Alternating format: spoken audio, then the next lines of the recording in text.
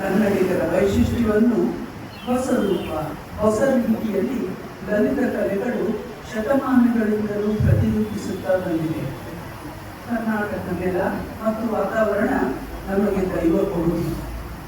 ಭಾರತದ ಸಾಂಸ್ಕೃತಿಕ ಬೆಳವಣಿಗೆಯಲ್ಲಿ ಉತ್ತರದಿಂದ ದಕ್ಷಿಣಕ್ಕಾಗಲಿ, ದಕ್ಷಿಣದಿಂದ ಉತ್ತರಕ್ಕಾಗಲಿ ಹಾದು ಹೋಗುವ ಅಥವಾ ವಲಸೆ ಹೋಗುವ ಸಮುದಾಯಗಳು ಕರ್ನಾಟಕದ ನೆಲದಲ್ಲಿ ತಂಗದೆ ಹೋಗಲು ಸಾಧ್ಯವೇ?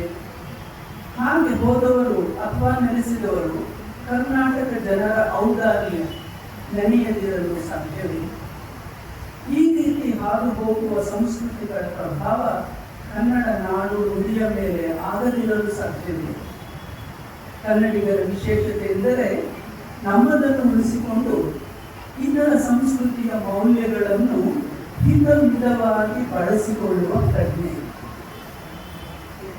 ಕಲಾ ದರ್ಶನಗಳಲ್ಲಿ ಒಂದಾದ ಔಚಿತ್ಯ ಸಿದ್ಧಾಂತದ ಬಳಕೆಯ ಅತ್ಯುತ್ತಮ ಉದಾಹರಣೆ ಕರ್ನಾಟಕದ ಲಲಿತ ಕಲೆಗಳು.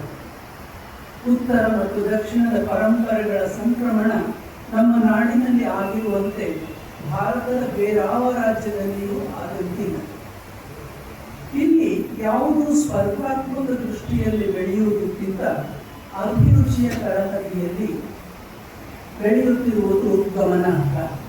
ನಮ್ಮ ನೆಲದ ಸೊಗಡಿನ ಮಾಧುರ್ಯ ಸುಸಂಸ್ಕೃತ ಅಭಿರುಚಿಗೆ ಕಾರಣವಾಗಿದೆ. ನಮ್ಮ ಲಲಿತ ಕಲೆಗಳು ಈ ಅಭಿರುಚಿಯನ್ನು ಪ್ರತಿಪಾದಿಸುವ ಹೊರೆಗಲ್ಲುಗಳಾಗಿ ನಿಂತಿವೆ.